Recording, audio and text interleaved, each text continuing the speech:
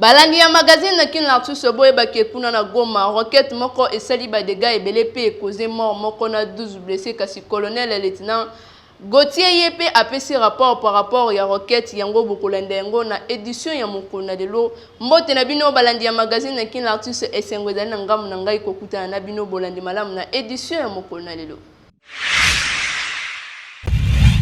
Tofongola édition na biso ya mokona lelo na basango ya ba députés nationaux débat moko ya makasi esalemaki pona kolobela dépassement budgétaire et pourtant ba projet ezali ebele kasi mbongo o ebimi eleki ebele misusu kuté salemité landa élément. On parle des 45.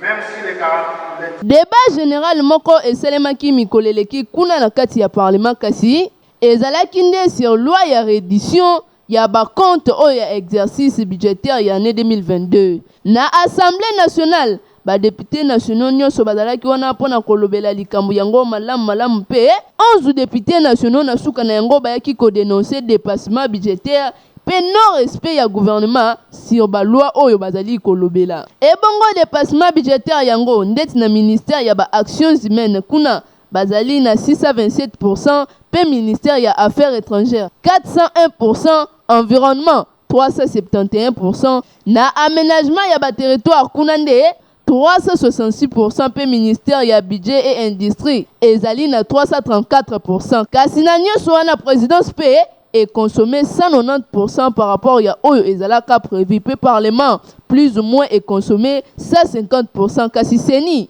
ezalinde 140% pe ministère ya défense ezalinde na 249%.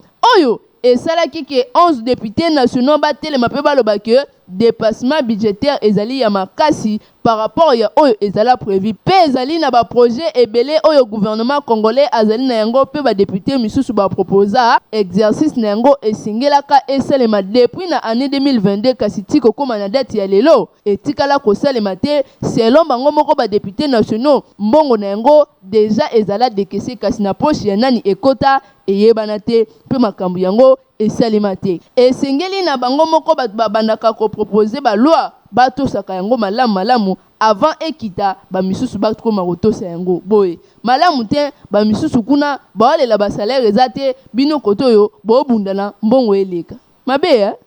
Est-ce que le gouvernement congolais azali kokoka kozwa ba fonctionnaire na ye en charge te ezali ba question yo ba congolais ebele bazali komituna et pourtant dépassement budgétaire ezali déjà dénoncé par 11 députés nationaux mobimba. Après grève, ya ba infirmier a na République démocratique du Congo mobimba pona kosinga ba condition ya malamu ya misala na bango ebonga ekoma malamu basala rapé malamu lokolo batu misusu. Tour ya ba médecin pe ekomaki pona ko réclamer ba salaire na bango ba enseignant ba lelaki ya trop pona retard ya paiement na bango pe ba inspecteur ya ministère ya enseignement primaire secondaire et technique EPST na mukuse basalaki pe grève moko ya makasi pona kaka kosenga salaire na bango ya 3 sessions mobimba ya ba examen d'état oyo déjà basalisa kasi mbongo emonana te nani azwa nani atia na poche na ye grève na bango kutu ezalaka nde à la veille ya ba examen d'état oyo uti koleka ba wana nyonso bazali pe ba fonctionnaire ya l'état oyo esengeli s'occuper na bango kasi tour ya ba député provinciaux pe ekomi bango bakindaki nde ko réclamer ba salaire na bango ya 4 mois mokoka devant primature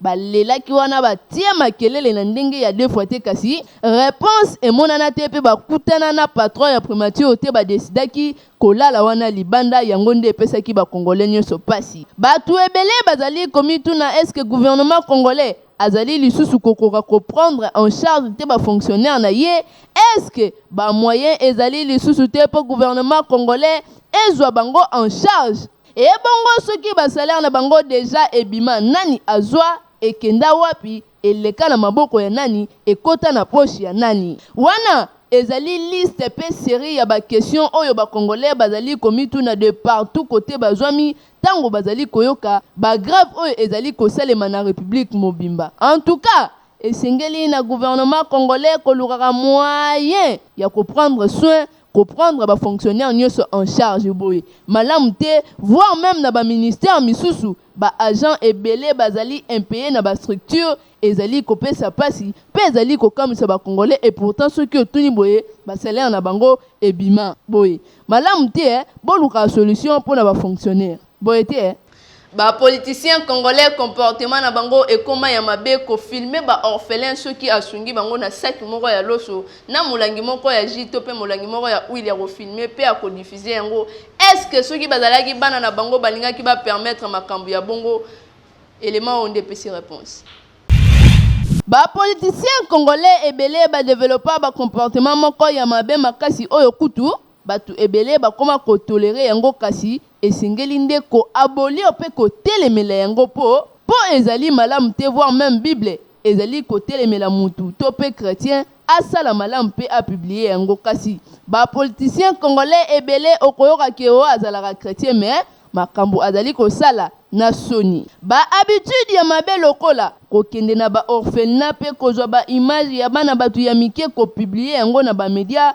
alors que esengeli na bana wana ko bombaka nanu bilongi na bango me bango basalaka yango te pona kolakisa ke bango basungaka batu okomona politicien atamboli na ba orphelinat akofilme yango kitoko pe akodiffuser yango na ba media soki asali assistance epai ya mutu moko azalaki maladi to pe azangaki he wana nde diffusion ya ba media ekolemba yango nyonso wana nini koluka base pe kolakisa ke ye azali penza kaba sunga ezali ba habitude moko ya mabe makasi oyo esengeli ba politicien congolais batika pe baluka ba manière ya malamu ya kolakisaka ba acte na bango ya malamu ba politicien congolais en tout cas esengeli kolakisa nanu ndenge nini bosambelaka po boye elakisaka kute ke bolekaka na ba église est-ce que ceux qui ezalaki nde bana na yo bazali ba orphelin pe likolo ya desaki ya loso na pake moko ya ji ba filme bango boye olingaki oyoka esengo to pe tango bosalelaka bana na bino rentrée scolaire bofilmaka yango pe bopubliaka yango na ba media boye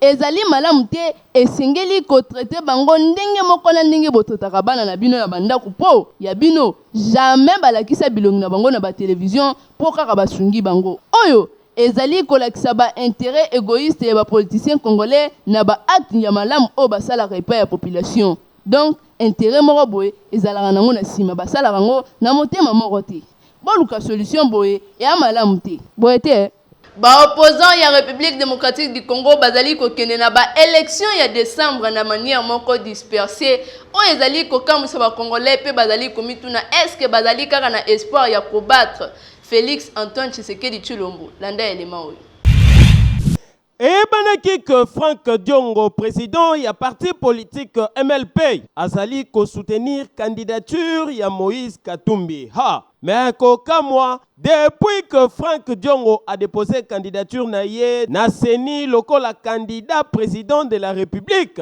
suspense matili susu makasi ba congolais bakomi komituna Franck Diongo azali ko soutenir Félix Tshisekedi to azali ko soutenir kaka Moïse Katumbi bakomi komona déjà échec puissant ya opposition oyo bazali ko s'aligner de façon dispersée contre Félix Tshisekedi Tshilombo béton ya République nzokande ba opposant bayebi que élection présidentielle na République démocratique du Congo et salemaka na tour kaka moko pe ekozalela bango pasi makasi kobattre Félix Tshisekedi soki bakei na ba voix dispersée mais kokamo ezali nini bazali kozwa ba précaution ata moko te Martin Fayulu azali na rage kaka akoma président de la République Moïse Katumbi na tour na ye alobi akotikela mutu te Constant Mutamba na tour na ye alobi yende candidat ya malamu pona jeunesse Rex Kazadi voire même Adolphe Mozito bango nyonso moko na moko alingi kaka yende akoma président nani akoganye na ngambu mususu Félix Tshisekedi Tshilombo oyo azali na bloc moko très compact oyo bazali ko unir ba force na bango na kati ya union sacrée ponda candidature unique ya Félix Tshisekedi bazali très posé pe bazali ko travailler malembe ezali bongo na UDPS parti de masse oyo leki tous les partis politiques ya opposition na masse Vital Kamerhe na UNC na ye CRD ya honorable Mboso MLC ya Jean-Pierre Bemba, ARDF ya Jacques Kiabula, ACP ya Jantini Ngobila pe misusu bango tout bazali kaka ko soutenir Félix Tshisekedi. Eloko moko te ezali kolakisa que opposition ya lelo ekoki ko battre Félix Tshisekedi na élection présidentielle ya décembre 2023. Nzokande ba opposant oyo bazali reconnu na désordre, désorganisation pe ba bruit post-électoral bazali conscient ya échec oyo ezali ko guetter bango à la place ya baluka ba stratégie ya ko gagner bango bazali nde ko luka ba intérêt égoïste pe ko se préparer na ba chantage après élection. En tout cas, et bandi déjà mabe pour na ba opposant, mais espérons que ba ko se ressaisir bien que ezali pasi ba gagner contre Félix Tshisekedi muto ya silisi opposition valeur na Congo elongo na union sacrée na ye. Ba Congolais bo fungola déjà misu bolandela ba candidat na bino to boyi makelele après ba élection. Oh vérité des urnes, oh boyna boy. To boyi. Boyete Agence Eric Travel est disponible pour na koyamba bino na DV Loterie 2025 paye moko Eric Mwamba aseli bino message oyo.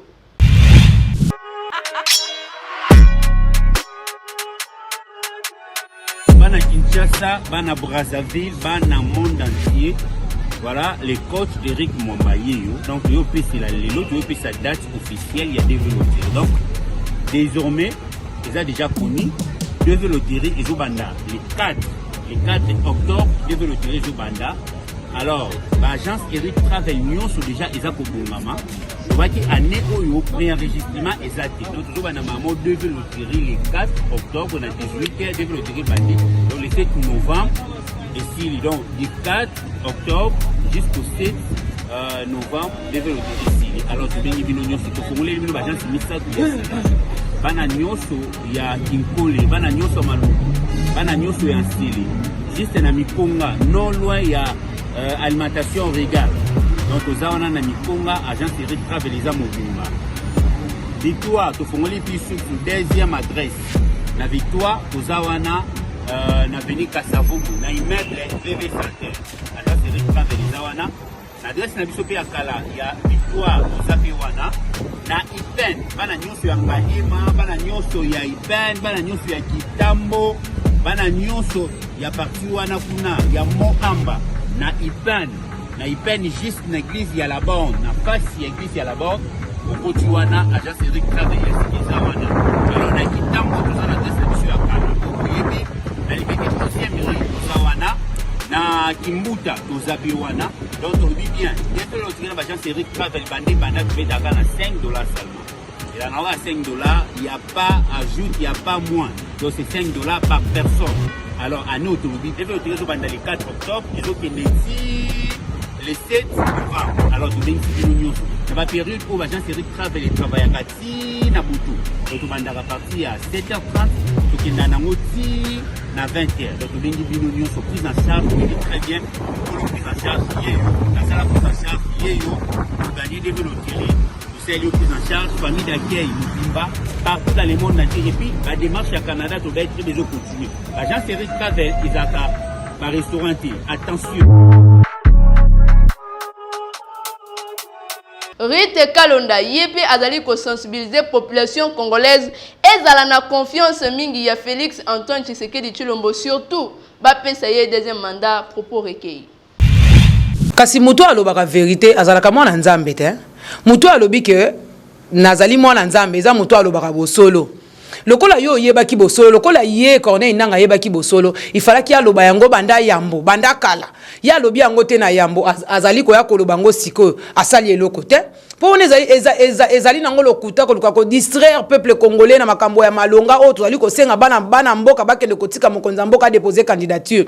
Lokola ya mona ki yango lokuta ifaka aloba ngo kala. Lokola abomba ki yango. C'est que ya bomba yango azali moto ya bosolo te atika ko distraire peuple congolais la muka ngonge se beti to tele matoke ne kotika mokonza mboka azwa deuxième mandat na elolenga azwa ki yango na 2018 na pete po ye muto a gagné ki élection na 2023 pe akozwango na pete nazo senga na bana Congo nyonso bana ya Congo Kinshasa ba o tozali awa na Kinshasa totelema tosokola tolata bilamba tokende kotika mokonzi ya mboka akende kotika mokanda na ye ya maponami totala tango ngonge se beti lokola ngonge beti ezosenga ke to accompagner mokonzi ya mboka tokende ko soutenir ye po akende ko déposer candidature po akende a continuer musala o ya bandi musala muneno ye azosala akoki ko sukisa musala na nzela te po ye aza mwana nzambe atika ki mboka ona maboko ya nzambe mwana nzambe atika ka musala na nzela te asisa ka musala na ye yango voilà pourquoi faut kende to la muka bana IVT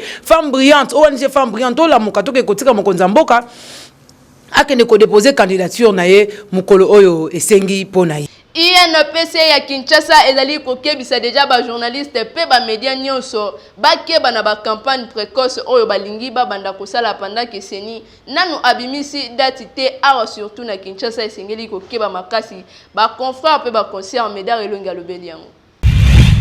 Après Conseil supérieur de l'audiovisuel, c'est ça que namokuse oyo ekebisaki ba média pour la campagne précoce pour na kokoya te na ba amende oyo mibeko ezali koloba. Mokolo ya jeudi 28 septembre 2023 oyo UNPC Kinshasa, Union nationale de la presse du Congo, oyo ezaka dirigé na Jean-Marie Kasamba pe elandaki danse. Ba abimisaki communiqué moko numéro 025/09/2023.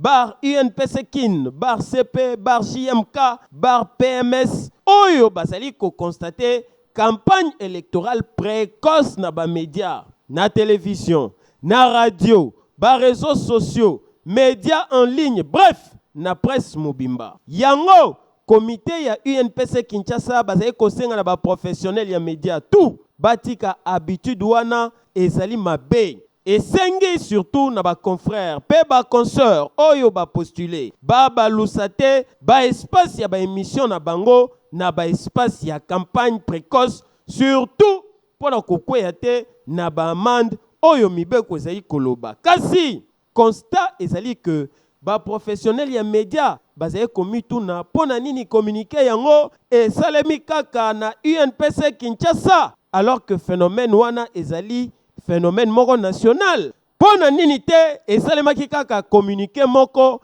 denge communiqué ya c'est ça que esalemaki pona République mobimba. Est-ce que ezali po na ba province misusu UNPC ezali presque inexistant? Est-ce que ezali po président ya UNPC Kinshasa Jean-Marie Kasamba azali souple, dynamique pona kobatela ba journaliste kinois?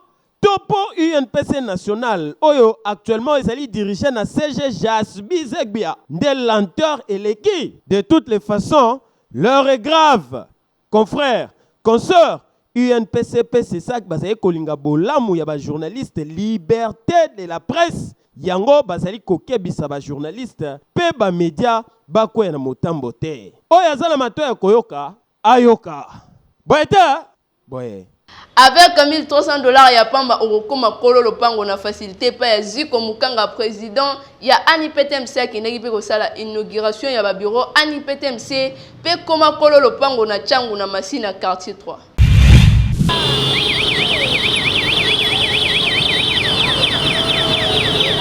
Apelisaki moto na quartier 3 Masina ndenge ya lakaki yango. Président Ziko Mukanga mosungi ya population pe bawewa tout. Na occasion ya installation ya bureau provincial ya ANIPTMC Tchangu pe ouverture ya ba bureau koma kololo pangu na Tchangu di. Bane Masina bazalaki ebele pona ko vivre événement yango oyo ezongaka une fois na siècle. Awa bozali kozwa tangu président Ziko Mukanga akomaki denge bayambaki lokola roi awa na Masina. En présence ya bourgmestre ya commune ya Masina, ambiance ezalaki ya deux fois te, ambiance ya moto nyata moninga senga pardon pour plein o ezalaki awa ezalaki nde somo. E bandaki na hymne national, na sima ya présentation ya comité national oyo kumba makaepai na ye moko président Ziko Mukanga pe secrétaire général ya ANIPTMC asalaki moya circonstance avec impact.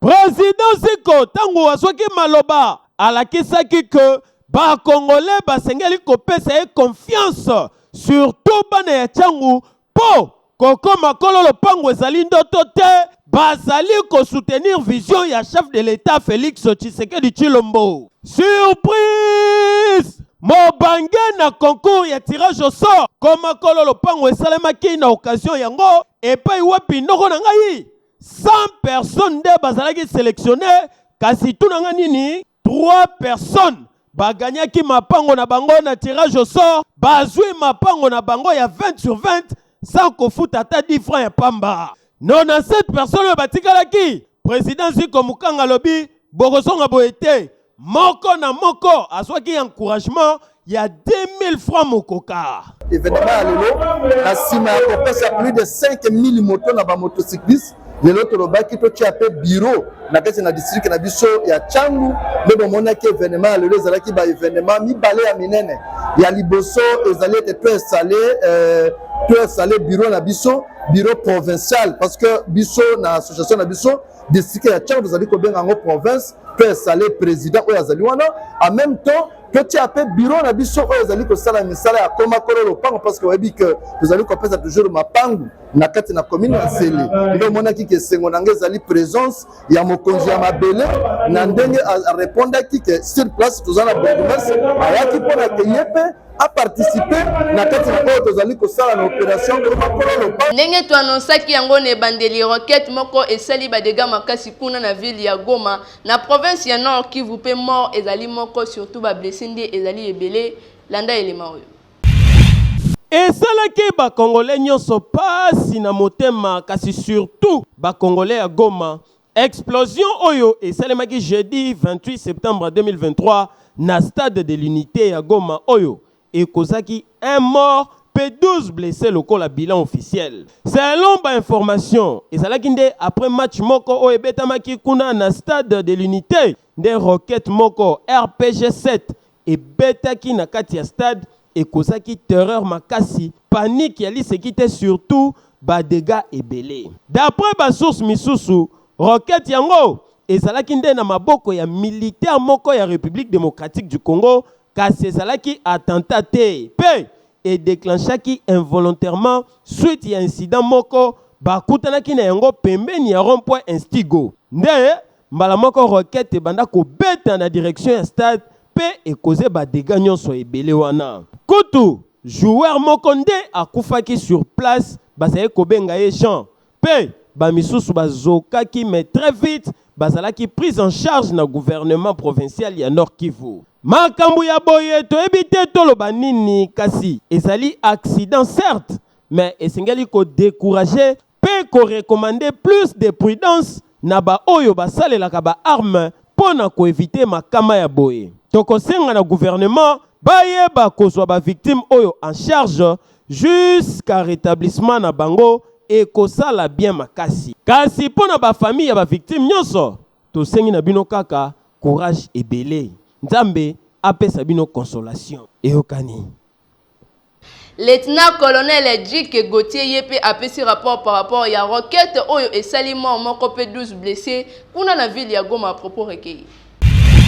Il est porté à la connaissance de la population de la ville de Goma que ce jeudi 28 septembre 2023 aux environs de 16 heures, une roquette de l'arme RPG 7 que détenait un élément des forces armées de la République démocratique du Congo à bord d'une jeep militaire au niveau du rond-point communément appelé Instigo a lâché par inadvertance après que le véhicule ait bondi sur la chaussée. La roquette tombée au stade de l'unité a causé 12 blessés, dont 11 civils et les militaires détenteurs de l'arme. Tous ces blessés sont pris en charge à l'hôpital provincial où, malheureusement, l'un vient de succomber de ses blessures. Pour ce faire, le gouvernement militaire ad intérim de la province du Nord Kivu, le général-major Chirimwa Minkuba Peter, présente ses compassions et appelle la population au calme. Fête à Goma, le 28 septembre 2023. Boulou yeke plus en mode 4G ya mokolo na lelo question ezalini ni kasi euti epa ya papa de papa Mystère Nsimba Makwala oyo ayemba la l'homme de Ngingo landa question.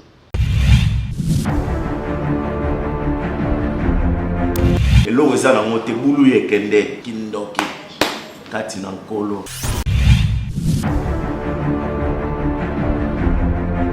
Elo ezala ngote boulou yekende kindoki kati na nkolo. Kana. Olobi? Kana.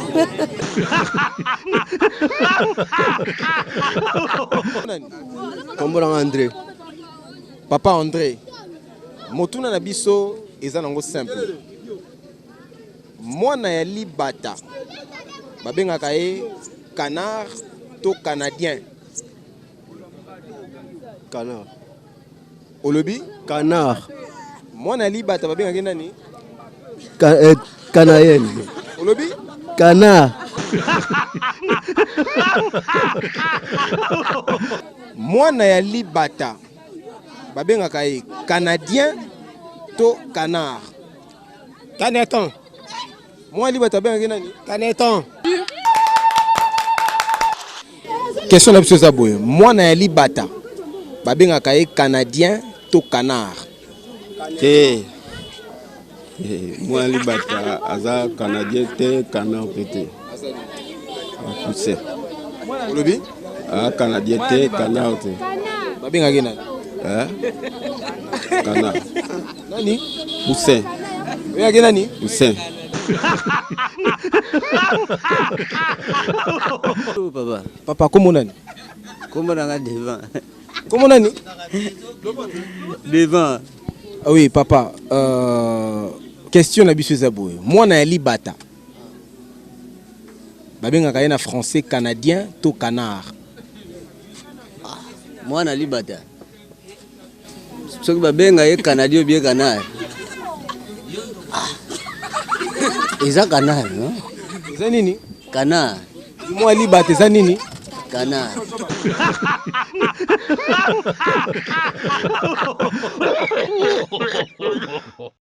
Ça parle plus trop. Ça c'est l'original, parole du maître. Quand on connaît, on connaît. Et quand on ne connaît pas, on apprend. Parole du jeune maître, parole du jeune maître. Plus ne tombera jamais. Ça c'est l'original, parole du maître. Ça parle plus trop. Quand on connaît, on connaît. Et quand on ne connaît pas, on apprend. Parole du jeune maître. Mwana ya libata na français eliaki bakinois pe bakinoise mingi surtout ke utaki epa ya papa de papa Mystère Nsimba Makwala papa na Ryan tebisa rabino toujours bik na papier pour na noter bonne réponse. Mwana ya libata na français babenga kaende caneton. Mwana ya libata bo comprendre pe bo simbi bo robosana lisusu te soki bo bosani ba étoile ya communication tozala wana pona ko sala bino musala kitoko kasi tozali na page rose o yepe abotama mokolo na lelo babenga kaye révérend pasteur Josué Manzambi le prince de Bandundu pasteur yepe abotama mokolo na lelo pourquoi pas magazine kin l'artiste et souhaiter bonheur nyonso ya malamu ezala na simana ye a continuer surtout kolesa bana na Nzambe liloba ya malonga oyo ko uta epa ye moko Nzambe révérend pasteur Josué Manzambi le prince de Bandundu joyeux anniversaire na yo mbotama elamu ande tokomi na suka ya édition ya mokona lelo topesa pembote na héritier Mwanza Gogana mwana ya masina ya Tongo na masina quartier de Molandi monene ya magazine kin l'artiste héritier Mwanza Gogana ngala bino tokokutana na mikolo zo ya bobo sana raté toujours ya matondo ya matondo yo kaka boyete